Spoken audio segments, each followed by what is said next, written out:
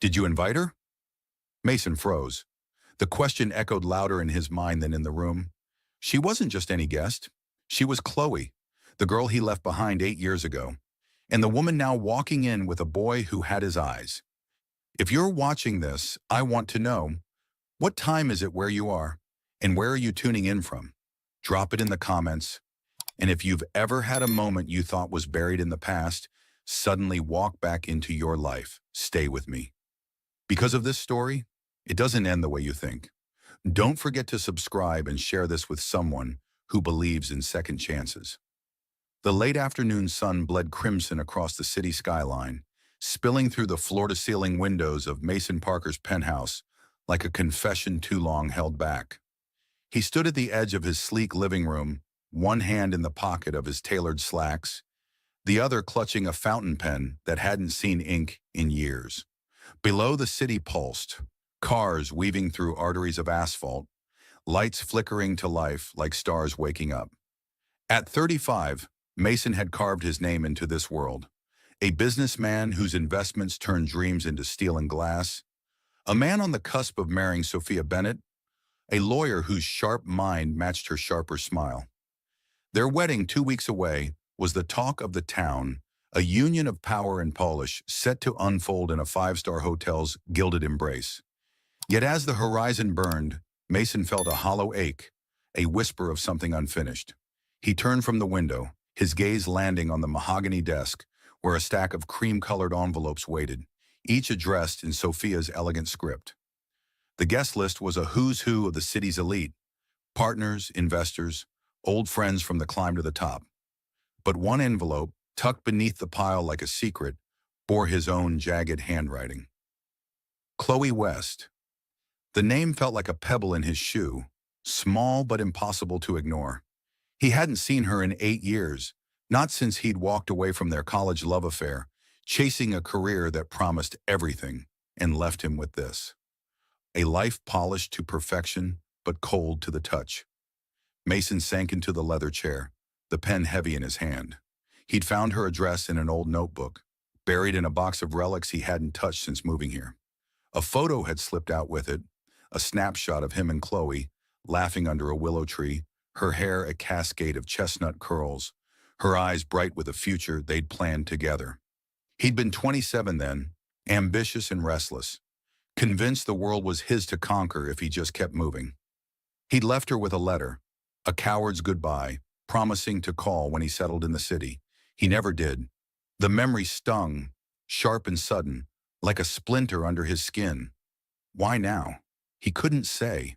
Maybe it was the weight of the wedding, the way Sophia's meticulous plans felt like a contract he was signing with his soul.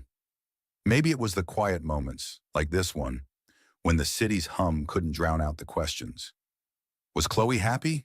Had she built the life she dreamed of, painting murals and teaching kids to see the world in color?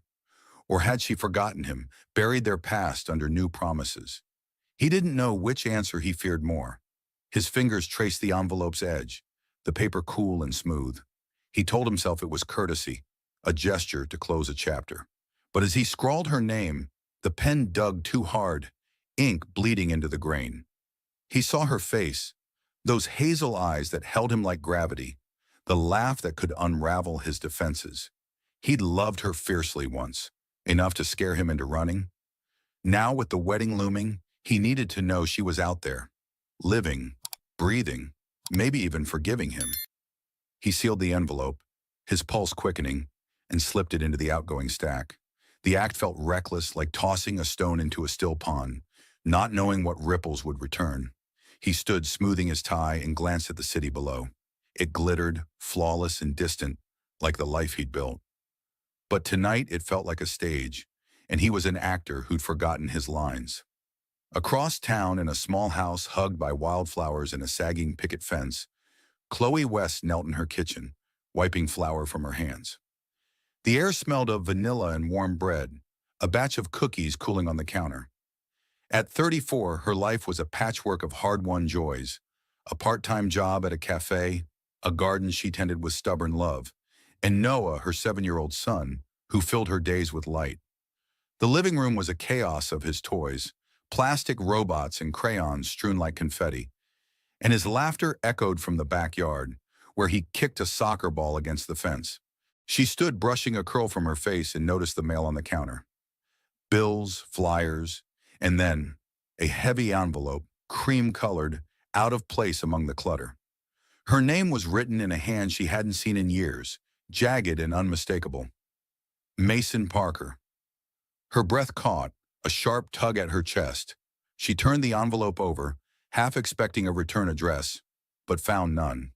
Just his name, like a ghost stepping into her sunlight. She tore it open, careful not to rip the paper, and pulled out an invitation. Mason Parker and Sophia Bennett invite you to celebrate their union.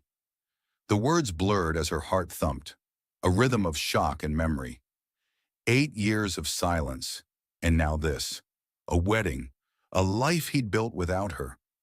She remembered the last time she'd seen him, his back turned as he walked away, promising to call. She'd waited, then stopped waiting, building a life for herself and Noah.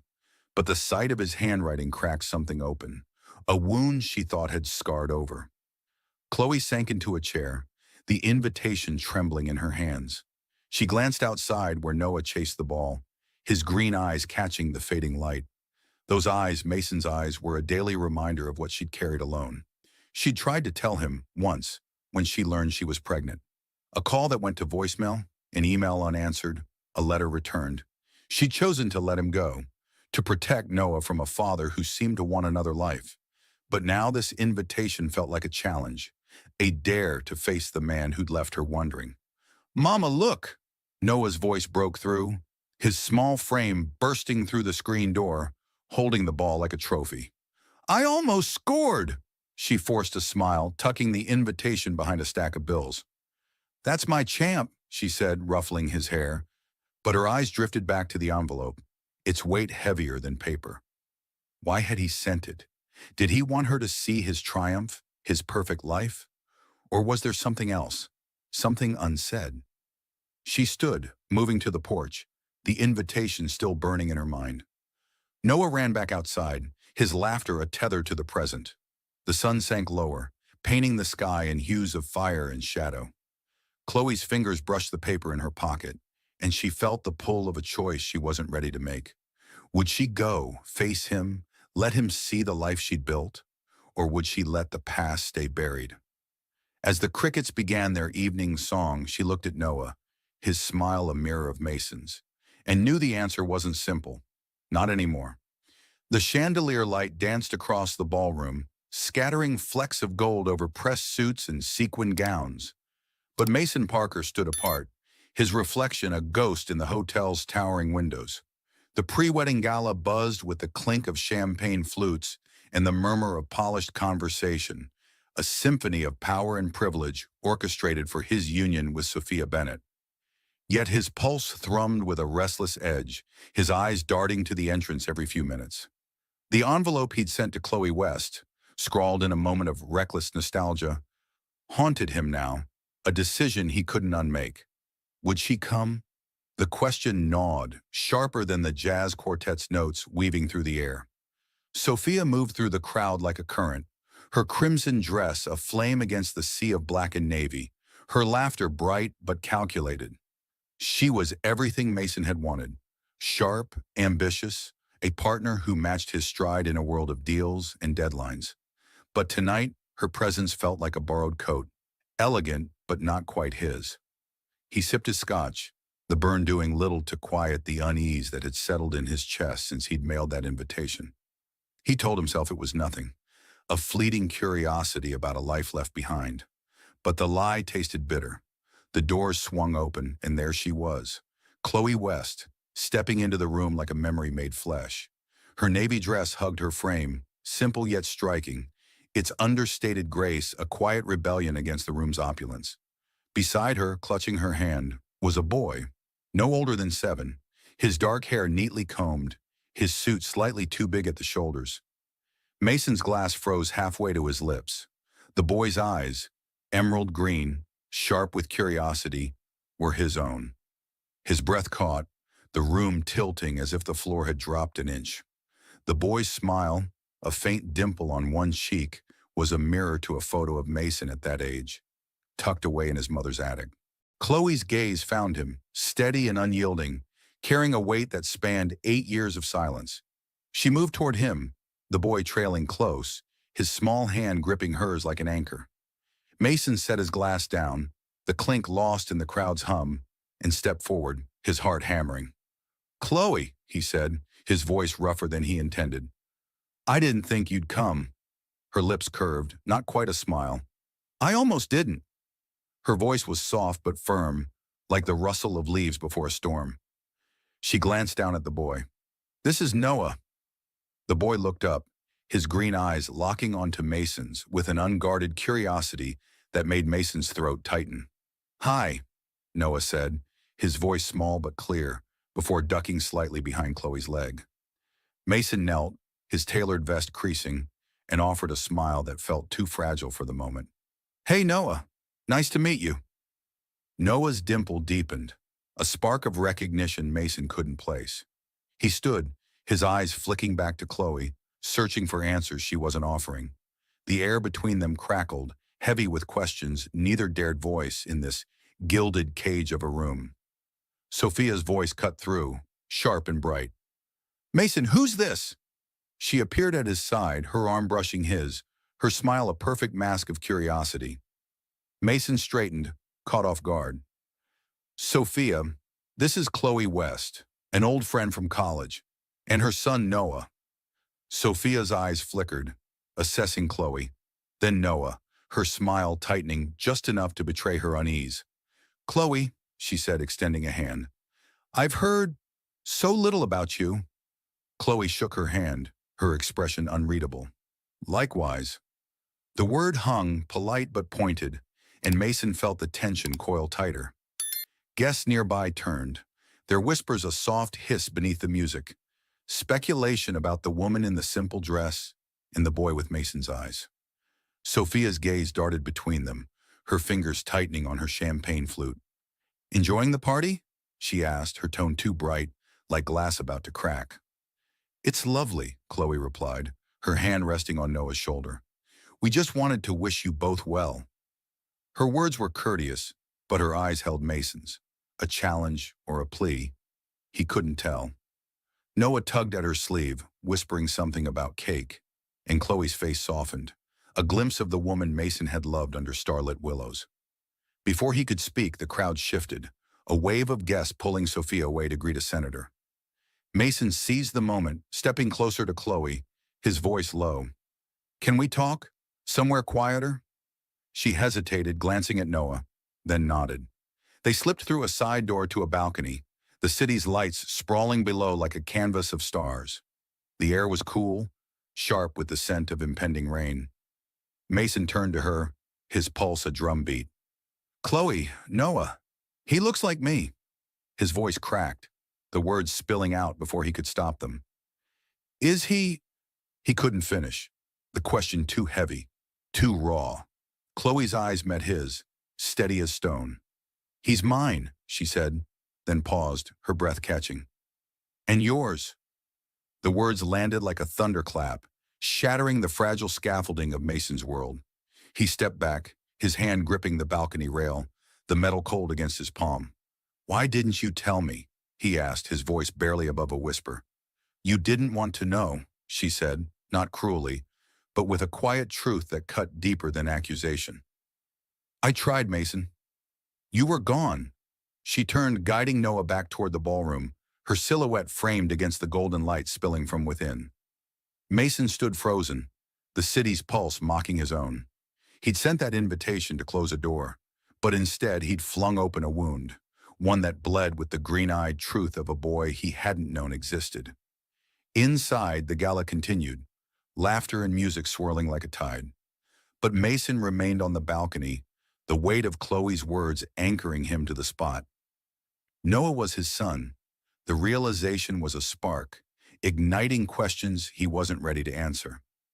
What did this mean for Sophia, for the wedding, for the life he'd built? He looked back through the glass doors where Chloe and Noah stood near the dessert table. Noah's face lit with delight over a slice of cake. For the first time in years, Mason felt something stronger than ambition. A pull toward a life he'd left behind, and a boy who might be his future.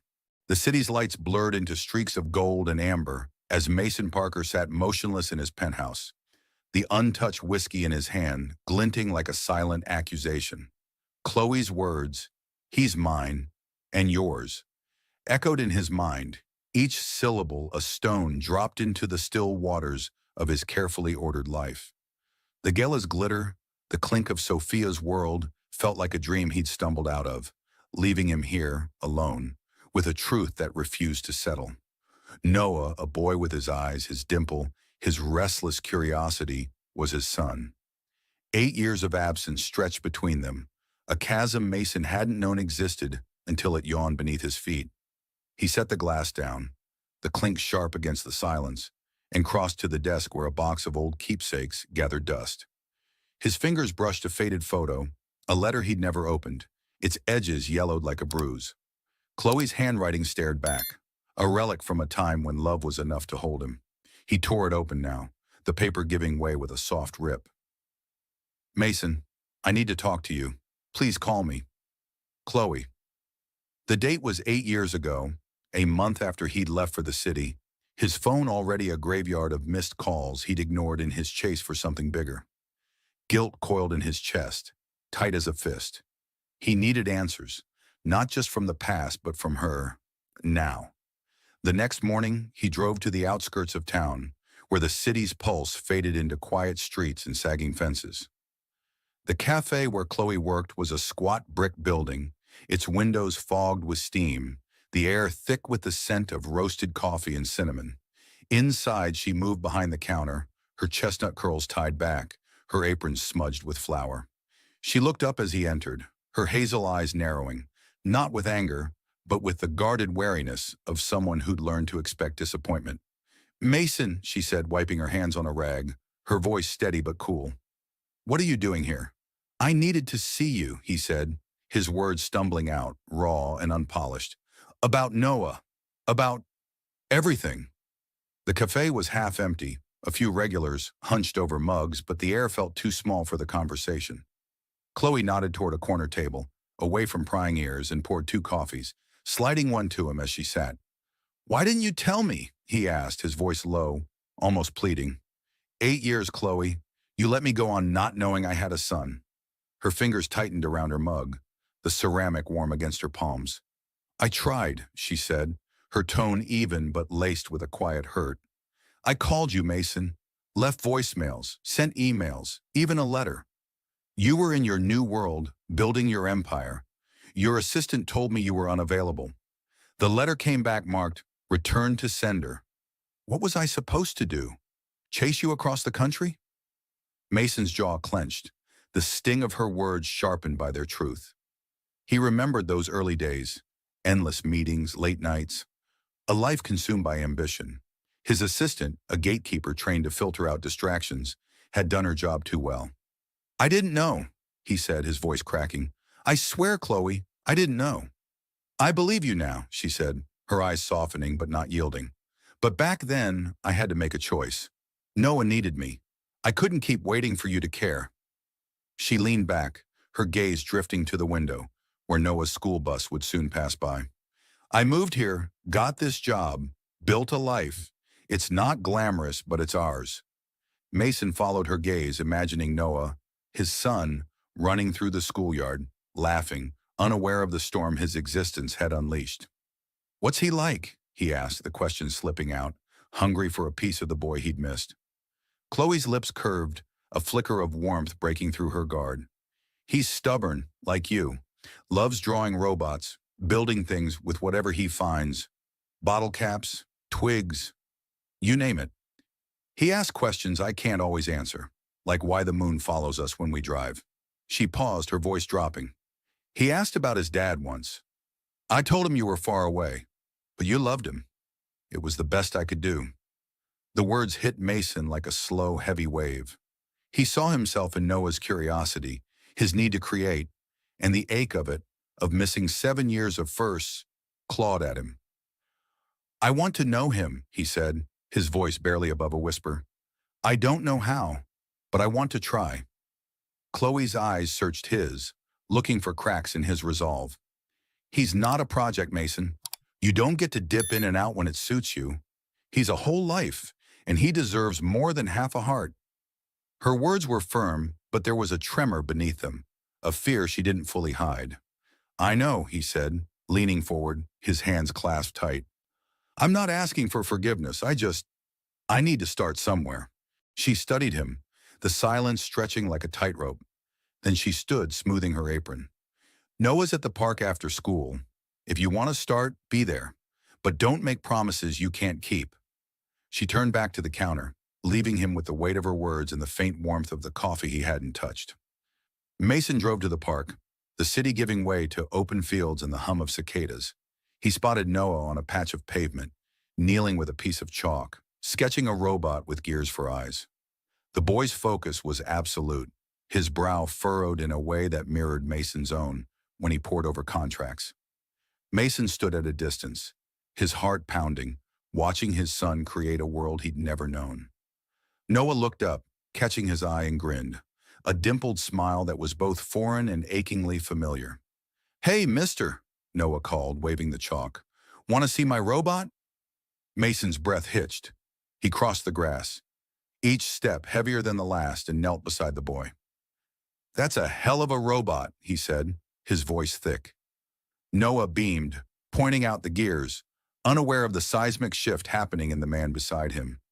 As the sun dipped low, painting the sky in hues of fire, Mason held Noah's chalk drawing, the paper crumpling slightly in his grip. Thanks for showing me, he said, his voice barely steady. Noah ran off to chase a stray ball, leaving Mason alone with the weight of a truth he could no longer outrun.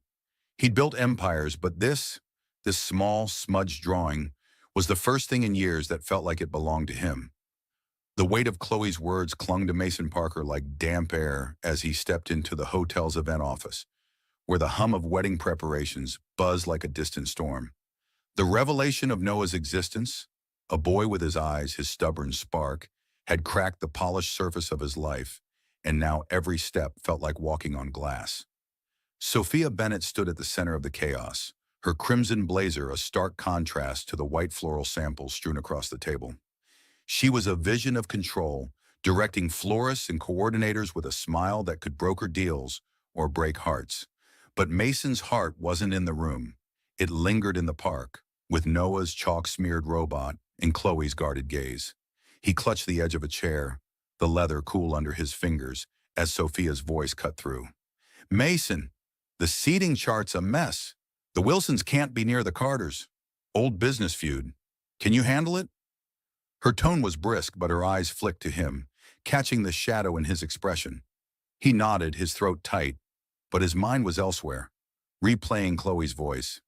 He's not a project, Mason. The truth about Noah was a live wire in his chest, sparking questions he couldn't ignore. How could he stand at an altar, vowing a future when his past had just rewritten itself? Sophia paused, her pen hovering over a clipboard. You're quiet today, she said, her voice softening but sharp with curiosity. Everything okay? The room seemed to shrink, the air heavy with the weight of what he hadn't said. He couldn't keep her in the dark, not when Noah's existence changed everything. We need to talk, he said, his voice low, almost lost in the chatter of the staff. Sophia's brow furrowed, but she nodded, leading him to a quiet alcove near a window overlooking the city's twilight glow. They sat, the space between them taut with unspoken tension. Mason's hands clasped together, knuckles whitening. There's something I need to tell you, he began, his voice steady but raw.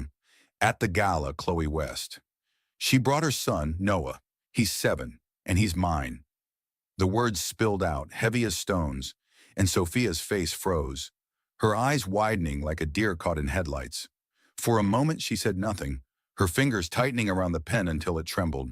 Yours, she whispered, the words sharp enough to cut. You have a son, and you didn't know.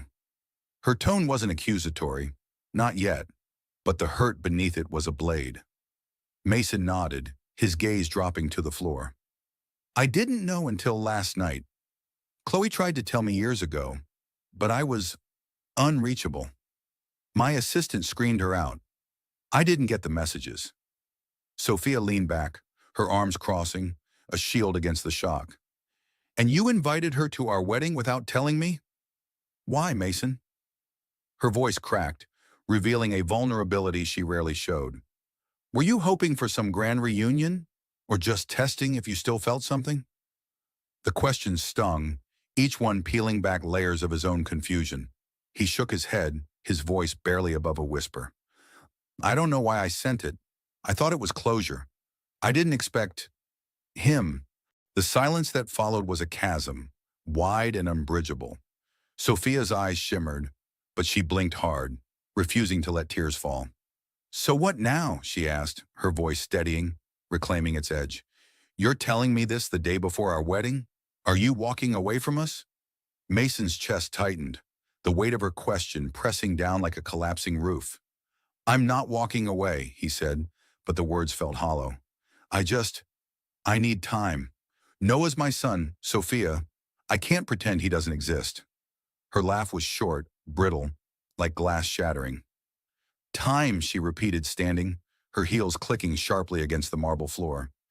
You think I can stand here, planning our life, while you figure out how to play dad to a kid you just met? She turned, facing the window, her reflection a study in composure and pain. I love you, Mason, but I won't be your second choice. If you want this, us, you need to choose it fully. No halfway. Mason stood, his hands useless at his sides. I'm not asking you to wait forever, he said, his voice thick with the weight of his own uncertainty. But I need to do right by him, by Chloe. Sophia's shoulders stiffened at Chloe's name, but she nodded, her voice cold. Then figure it out. But don't expect me to stand by while you do. She walked away, her silhouette sharp against the fading light, leaving Mason alone with the echo of her words and the chaos of his thoughts. He drove to Chloe's house, the city's lights blurring into streaks of regret. The outer suburbs were quiet, the air thick with the scent of cut grass and blooming jasmine. Her small house glowed softly, a beacon of warmth against the dusk. Through the window he saw Chloe reading to Noah on the couch, her voice a gentle cadence, Noah's head resting on her shoulder. The sight was a punch to his gut, a life he hadn't known he'd lost until now. He stepped out of the car, his loafers crunching on the gravel drive. The night was cool, the stars just beginning to prick the sky. He knocked, his heart pounding like a boy facing his first confession. Chloe opened the door, her eyes wary but not unkind. Mason, she said, stepping onto the porch, closing the door softly behind her. What are you doing here? I told Sophia, he said, his voice raw, unpolished, about Noah, about you. Her eyes widened, a flicker of surprise breaking her guard. And? She asked, her arms crossing, protective. She's hurt, he admitted. We're postponing the wedding. I need to figure this out, Chloe. I need to know him. He trailed off, the words too big, too fragile. Chloe studied him, her hazel eyes searching for the man she'd once loved. This isn't a game, Mason, she said, her voice soft but firm. Noah's not a box you check to feel better about yourself. If you're in for good. He nodded, his throat tight. I know. I'm here because I want to try. For him. For whatever this could be. She didn't answer right away, her gaze drifting to the window where Noah's small form was visible, curled up with a book. Tomorrow, she said finally. Come by after school. He'll be in the backyard. Start there. She turned back inside, the door clicking shut, leaving Mason alone under the starlit sky. He stood there, the chalk drawing of Noah's robot burning a hole in his pocket, a fragile tether to a future he hadn't dared imagine until now. The road ahead was uncertain, but for the first time, he felt the pull of something real, something worth breaking everything for. The echo of Chloe's challenge, if you're in for good, followed Mason Parker like a shadow as he pulled into the gravel drive of her small suburban house. The morning sun casting dappled light through the overgrown oaks. The air carried the sweet tang of wildflowers and the faint hum of a lawnmower somewhere down the street. A world apart from the sterile hum of his penthouse, In his passenger seat sat a cardboard box, its edges taped shut, containing a robot building kit he'd spent an hour choosing at a toy store, second-guessing every option. He wasn't just bringing a gift. He was carrying a hope, fragile and untested, that he could be more than a stranger to the boy who shared his eyes. Chloe's house stood modest but alive, its chipped paint and cluttered porch a testament to a life built on resilience rather than polish. Mason stepped out, the box under one arm, his heart thudding with a mix of anticipation and dread. He'd spent the night replaying Sophia's departure, her words a sharp reminder of the life he was unraveling. But it was Noah's dimpled smile, Chloe's guarded trust, that pulled him here, to this doorstep where the past and future collided. The screen door creaked open, and Chloe appeared, her apron dusted with flour, her chestnut curls escaping a loose bun. "You're early," she said, her voice neutral but her eyes scanning him, searching for intent. "Noah's in the backyard. He's been talking about robots all morning." Mason nodded, clutching the box tighter. "I brought something for him," he said, lifting it slightly, his voice betraying a nervous edge. She stepped aside, gesturing him in. The house smelled of vanilla and warm bread, a stark contrast to the cold leather and glass of his own space. Toys littered the living room, plastic gears, a half-built spaceship, crayons scattered like fallen leaves. Through the back window, he saw Noah kneeling in the grass, arranging sticks and bottle caps into a makeshift city. The boy's focus was absolute, his small hands precise, and Mason felt a pang of recognition, a memory of himself sketching blueprints in the margins of his college notebooks. Chloe led him to the backyard, her silence a quiet test. "Noah," she called softly, "someone's here to see you." Noah looked up, his green eyes brightening as he spotted Mason. "The robot guy!" he shouted, scrambling to his feet, a bottle cap tumbling from his hand. Mason laughed, the sound easing the knot in his chest.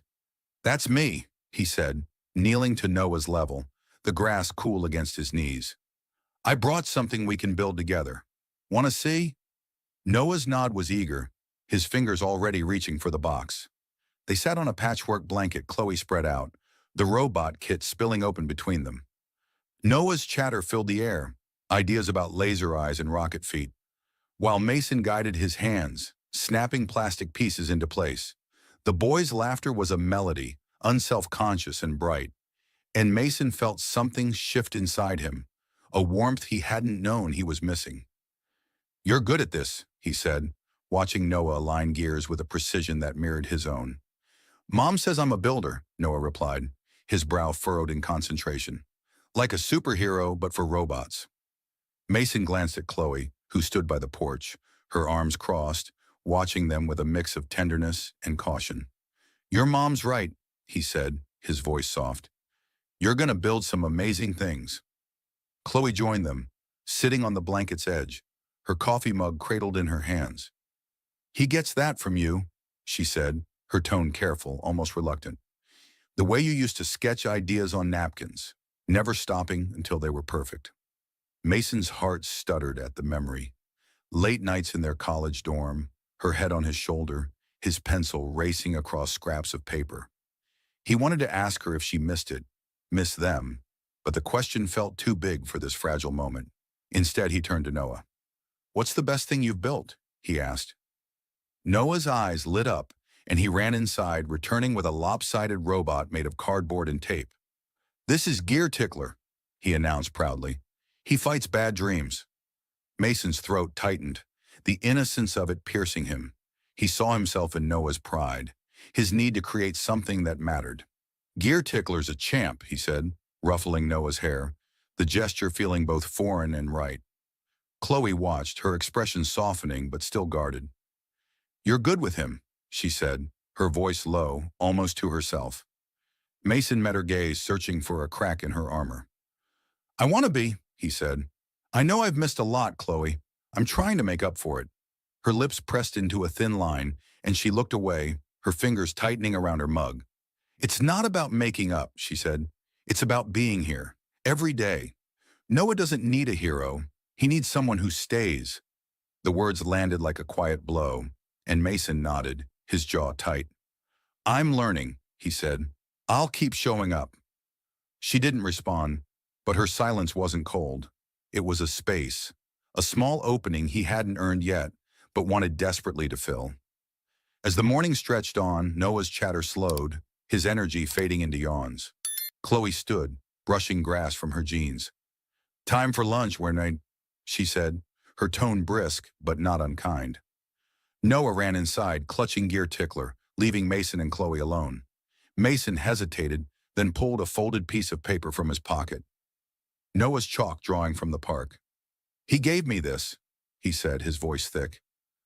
"I don't know what I'm doing, Chloe, but I want to be part of his world." She took the drawing, her fingers brushing his, a fleeting touch that sent a jolt through him. "Then start small," she said, her eyes holding his. "Come back tomorrow. He'll be waiting." She turned toward the house, leaving Mason standing in the yard, the drawing a lifeline in his hand. The sun climbed higher, bathing the world in gold, and for the first time in years, Mason felt the stirrings of a purpose that wasn't tied to contracts or power. It was in Noah's laughter, Chloe's cautious hope, and the fragile thread of a family he hadn't known he needed. He drove back to the city, the robot kit's empty box rattling in the back seat, a reminder of the morning's small victory. But the weight of Sophia's words lingered, a warning that his choices would ripple far beyond this house. He glanced at the drawing on the passenger seat, Noah's robot staring back with its lopsided grin. Tomorrow he'd return, not as the man who'd built an empire, but as someone trying to build something far harder, far truer, a place in a boy's heart, and maybe, just maybe, in Chloe's too. The warmth of Noah's laughter lingered in Mason Parker's chest as he stepped onto the sun-dappled path of the suburban park, the memory of their morning together a fragile anchor against the storm brewing in his life. The Frisbee game, Noah's gleeful shout of "Dad," and Chloe's hesitant softening had woven a thread of hope through him. Delicate but undeniable. Now, under the sprawling oaks, with the scent of fresh-cut grass and honeysuckle in the air, Mason felt the weight of that hope clashing with the life he'd built. A life of boardrooms and ambition that suddenly felt like a costume too tight to wear. Chloe walked beside him, her sneakers scuffing the gravel, while Noah darted ahead, chasing a butterfly with boundless energy. The picnic basket swung lightly in Mason's hand, a small gesture of his commitment to this moment, this chance. Noah's voice rang out, bright and unfiltered. "Look, it's got yellow wings!" He pointed at the butterfly, his green eyes, Mason's eyes, sparkling with wonder. Mason grinned, setting the basket on a weathered picnic table. "Bet you can't catch it," he teased, and Noah took off, giggling, his small frame a blur against the green. Chloe watched, her arms crossed loosely, a faint smile playing on her lips. But her eyes held a shadow, a question she hadn't voiced since their last conversation. "Will you stay?" Mason spread a blanket, unpacking sandwiches and lemonade, the simplicity of it grounding him. "He's got so much energy," he said, glancing at Chloe as she sat, her posture relaxed but alert. "Reminds me of you," she replied, her voice soft but pointed. "Always running towards something, never looking back." The words stung, a quiet reminder of the man he'd been, the one who'd left her with a letter and a promise he didn't keep. He wanted to argue, to say he was different now, but the truth was in her eyes, and he wasn't sure he'd earned the right to contradict her. They ate in companionable silence, Noah's chatter filling the gaps as he returned, breathless, to devour a peanut butter sandwich. "Mom, can we make a kite?" he asked, crumbs on his chin, his enthusiasm infectious. Mason seized the chance. "I used to make kites," he said, leaning forward. "Mine crashed into a tree once, but I got pretty good at it." Noah's eyes widened. "Really? Can you show me?" Mason nodded, the boy's excitement sparking something in him, a memory of simpler dreams before ambition had drowned them out. As Noah ran off to collect sticks for an imaginary kite, Mason turned to Chloe, his voice low. "I've been thinking about what you said, about Noah deserving someone who stays. I want to be that person, but I'm not sure I know how." Her gaze met his, steady and searching. "It's not about knowing," she said. "It's about doing." I've been alone with him for 7 years, Mason. Every fever, every tantrum, every time he asked why his dad wasn't there. I figured it out. You don't get to walk in and be a hero. You show up day after day, even when it's messy. Her words were a mirror, reflecting the gaps in his life he'd tried to ignore. He leaned back, the grass tickling his palms. My life. It's been meetings, deals, deadlines. I thought that's what success was. But seeing Noah, being here, it's like I've been chasing the wrong thing. Chloe's expression softened, but she didn't let him off. What's the right thing then? She asked, her voice barely above a whisper. Before he could answer, Noah bounded back, waving a stick like a sword. Dad! He shouted, the words slipping out as naturally as breath. Mason's heart stopped, the title a jolt he wasn't prepared for. Chloe's breath caught, her eyes flicking to him, but she didn't correct Noah. Instead, she stood, brushing crumbs from her jeans. Let's see that kite stick, she said, her voice steady, but Mason saw the tremor in her hands. They spent the afternoon weaving sticks and string, Noah's laughter a melody against the rustle of leaves. Mason shared a story from his childhood, a disastrous kite that tangled in a neighbor's oak, earning him a week of lawn mowing duty. Noah howled with laughter, and Chloe's smile broke free, unguarded for a moment. You were trouble, she said, nudging him, and the familiarity of it, the ease they'd once had, felt like a door creaking open. But the moment was fractured when Mason's phone buzzed, a sharp intrusion, a text from his partner at the firm. Urgent meeting tomorrow. Investors are restless? Where are you? He silenced it, but Chloe noticed, her eyes narrowing. Work, she asked, her tone neutral but probing. He nodded, slipping the phone into his pocket. They can wait, he said, but the words felt like a promise he wasn't sure he could keep. As the sun dipped, casting long shadows, Chloe spoke again, her voice quiet but firm. I've always wanted to open a community art center for kids like Noah, a place where they can create, feel safe. It's a dream I've held on to, even when things got hard. Mason leaned forward, drawn in. I could help, he said, the words spilling out before he could stop them. Not just with money. I want to be there. Roll up my sleeves, make it real. Her eyes searched his, weighing his sincerity. That's a big promise, she said. Don't make it unless you mean it. The ride back to his penthouse was quiet, the city's lights a cold contrast to the warmth of the park. Mason's phone buzzed again. Another text, this one sharper. You're dropping the ball, Parker. He ignored it, his eyes on Noah's kite stick, tucked beside him like a talisman. The apartment felt emptier than ever, its sleek surfaces mocking the chaos in his heart. He pulled out Noah's robot drawing, its smudged lines a reminder of what he stood to gain and lose. He sank onto the couch, the weight of Chloe's dreams settling beside him. An art center, a place for Noah to shine, for kids to find their spark. It was a vision so unlike the deals he'd chased, yet it felt more solid than any contract he'd signed. He thought of Sophia's ultimatum, the firm's demands, and then Noah's voice calling him Dad. For the first time, Mason saw a path that wasn't paved with ambition, but with something softer, riskier, something worth building. He closed his eyes, the kite stick's rough edge under his fingers, and made a silent vow to show up, not just tomorrow, but for all the tomorrows Noah and Chloe deserved. The echo of Noah's voice, Dad, still thrummed in Mason Parker's veins as he stepped into the sleek glass and steel office of his firm, the city's skyline a cold expanse beyond the windows. The warmth of the park, with its kite strings and Chloe's cautious hope, felt like a distant dream against the sterile hum of fluorescent lights and the sharp clack of keyboards. He'd spent the morning replaying her words about the art center, her dream of a space where kids like Noah could create without fear, and it had rooted itself in him, a seed of purpose he hadn't felt in years. But now, standing before a conference table of skeptical investors, Mason felt the weight of his old life pulling him back, a tide he wasn't sure he could resist.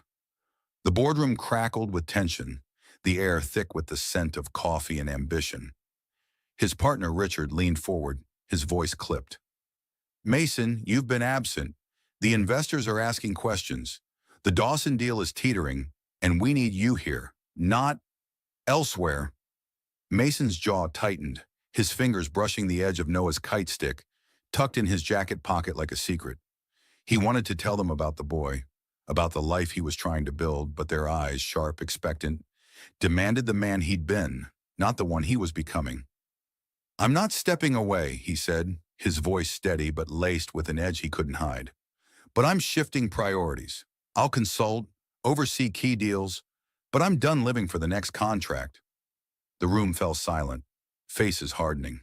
Richard's brow arched, a warning. "You're risking everything we've built." Mason met his gaze, unflinching. "Maybe I'm building something better." The words felt like a leap, reckless and true, and he left the room before doubt could pull him under. He drove to a quiet wine bar where Sophia had asked to meet, her text from the night before. "We need to talk, one last time," hanging over him like a storm cloud. The bar was dimly lit, its wooden tables scuffed with stories, the air heavy with the scent of oak and Merlot. Sophia sat in a corner booth, her posture regal but her eyes tired, the crimson of her dress muted in the low light. She looked up as he slid into the seat across from her, her smile small, strained. "You look different," she said, her voice soft but probing, "like you're carrying something new." Mason exhaled, his hands clasped on the table. "I am," he admitted. "Noah. He's changed everything." Sophia's eyes flickered, a mix of pain and resignation. "I knew when you told me about him," she said. "I saw it in your face. You're not just figuring out how to be a father. You're figuring out who you are." Her words cut, not with malice but with clarity, and Mason felt the weight of their shared history. The plans they'd made now unraveling like a poorly tied knot. "I love you, Sophia," he said, his voice raw. "But I can't give you half of me. Noah's my son, and Chloe. She's part of this, whether I planned it or not." Sophia's lips pressed into a thin line, her fingers tracing the stem of her wine glass. "I wanted us to build something," she said, "but I won't share you with a past you can't let go. I deserve more than that." She paused, her eyes meeting his, steady but shimmering. "So do they." Mason nodded, the ache in his chest both sharp and freeing. "You're right," he said. "I'm sorry for the hurt I've caused." Sophia stood, her movements graceful but final. "Be the man they need, Mason," she said, her voice barely above a whisper. "Don't make them regret letting you in." She walked away, her heels a soft echo against the hardwood, leaving Mason alone with the weight of a life he'd chosen to dismantle. He drove to the community center, where Chloe volunteered, a low brick building alive with the chatter of children and the scent of paint. Inside, Chloe stood at a long table, guiding a group of kids as they smeared colors across a mural of a futuristic city. Noah was among them, his small hands wielding a brush with fierce concentration, painting a robot with glowing eyes. Mason hesitated at the door, his heart swelling at the sight. His son creating, thriving in a world Chloe had built from sheer will. He stepped inside, rolling up his sleeves, and joined Noah at the table. "Need a hand with that robot?" he asked, his voice light but thick with emotion. Noah grinned, handing him a brush. "Make his eyes red," he said, "like lasers." Mason laughed, dipping the brush in paint, his strokes clumsy but earnest. Chloe glanced over, her hazel eyes catching his, a flicker of surprise softening her usual guard. "You're here," she said, almost to herself. "I told you I'd show up," he replied, his voice quiet but firm. They worked side by side, the room alive with children's laughter and the squeak of paintbrushes. Noah proudly explained his robot's superpowers, and Mason listened, hanging on every word, memorizing the cadence of his son's voice. When the session ended, Chloe pulled him aside, her expression a mix of caution and curiosity. "You're serious about this," she said, not quite a question. "The Arts Center, Noah, all of it." "I am," he said, his eyes steady. "I stepped back from the firm today. I'm not walking away from them. Or you." Her breath caught, but she didn't look away. "That's a big step," she said, her voice soft but testing.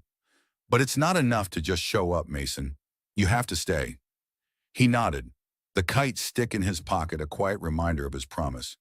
"I'm learning how," he said, "one day at a time." As the kids packed up, Noah ran over, holding up his mural square, the robot's red eyes gleaming. "Look, Dad," he said, the word natural now, a gift Mason hadn't earned but cherished. Chloe's eyes flickered, but she didn't correct him, a small crack in her armor. They stepped outside, the evening air cool, the sky streaked with pink.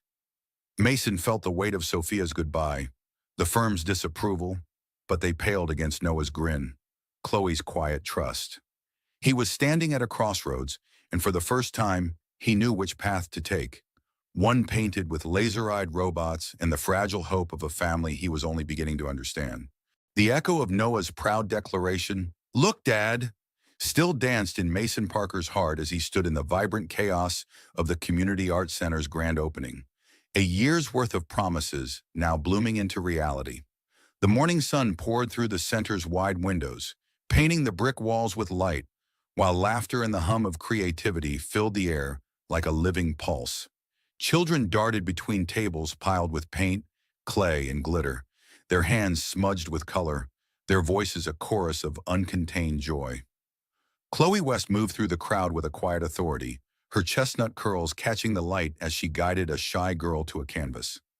Mason watched her, his chest tight with a pride that felt both new and ancient, as if he'd always been meant to stand here, in this moment with her and Noah. The center was a dream made solid, a refurbished building Chloe had fought for with grants and grit, its walls now alive with murals of starry skies and robot cities. Mason had poured himself into it too, not just with money but with hours spent painting, planning, and learning to be the man Chloe and Noah needed.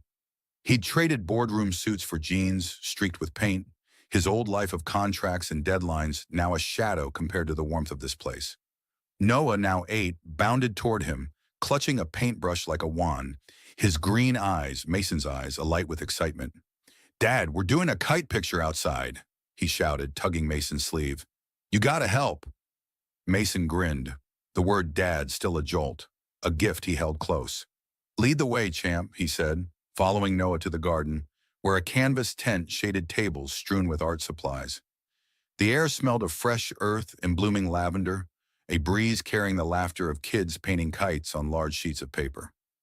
Chloe joined them, her apron dusted with blue paint, her smile soft but unguarded, a rarity that made Mason's heart skip. "You're getting good at this," she teased, nodding at his rolled-up sleeves. "Better watch out, or I'll put you on mural duty permanently." "Sign me up," he replied, his voice light but carrying a weight of sincerity. They set to work, helping Noah and a gaggle of kids paint kites in bold reds, blues, and yellows, their designs soaring across the paper like dreams taking flight. Noah's kite was a masterpiece of chaos, a red star with robot arms, its edges smudged from his eager hands. Mason knelt beside him, adding a streak of gold at Noah's insistence. "It's for luck," Noah said, his dimple flashing, and Mason felt a rush of love so fierce it nearly stole his breath. The crowd grew as parents and neighbors arrived, their voices mingling with the strum of a guitarist playing under a nearby oak. Mason caught Chloe's eye across the table, her gaze holding his for a moment longer than usual, a silent acknowledgement of the path they'd walked to reach this day. The past year hadn't been easy. Whispers from old colleagues, awkward glances at school events, the lingering ache of Sophia's goodbye. But each moment with Noah, each small step toward Chloe's trust, had been a brick in a foundation stronger than any deal he'd ever closed. As the workshop wound down, Mason slipped away to a quiet corner of the garden, pulling a folded sheet from his pocket.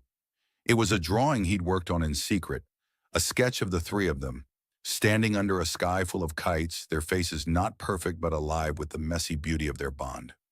He found Chloe by the lavender beds, her hands tucked into her jeans, her eyes on the horizon where the sun hung low, painting the world gold. "I made something," he said, his voice soft, almost shy, as he handed her the drawing. She unfolded it, her breath catching as she traced the lines, the curve of Noah's smile, her own curls blowing in an imagined breeze, Mason's hand resting on her shoulder. "It's us," she whispered, her voice thick with emotion. "It's beautiful." Mason stepped closer, his heart pounding. "I don't have all the answers, Chloe," he said. "I can't promise a perfect life. But I want to be here, every day for you and Noah. Not as a guest, but as family. Her eyes shimmered, but she didn't look away. You've been here, she said, her voice steady but warm. Through the late nights, the grant applications, Noah's meltdowns. You didn't run. She paused, her fingers brushing the drawing. I was scared to let you in, Mason. Scared you'd leave again. But you've shown me you're different now. Noah's shout broke the moment, his small frame barreling toward them. Mom! Dad! Look at my kite! He held up his painted creation, the red star gleaming in the sunlight. Chloe laughed, kneeling to hug him, and Mason joined them, his arms encircling them both. The crowd around them faded, the world narrowing to this small, perfect circle. We're a team, Noah declared, his voice muffled against Chloe's shoulder. The best kite team ever. Chloe looked up at Mason, her eyes bright with a trust that felt like a gift. We are, she said, her hand finding his, her fingers warm and sure. They stood, the three of them, under the tense dappled shade, the garden alive with color and possibility. Mason felt the weight of the past, his mistakes, the years he'd missed. Still there, but lighter now, softened by the life they were building. He hadn't proposed, not yet. The question felt too big for today. But in Chloe's touch, in Noah's laughter, he saw a future not bound by contracts but by promises kept, one day at a time. As the sun dipped lower, the crowd gathered for a final event, a kite-flying contest in the field beyond the center. Noah ran ahead, his painted kite clutched tight, its red star a beacon against the grass. Mason and Chloe followed, their hands still linked, their steps slow and deliberate. The sky stretched wide above them, a canvas of blue waiting to be filled. Noah's kite soared first, wobbling, then catching the wind, its star glinting as it climbed.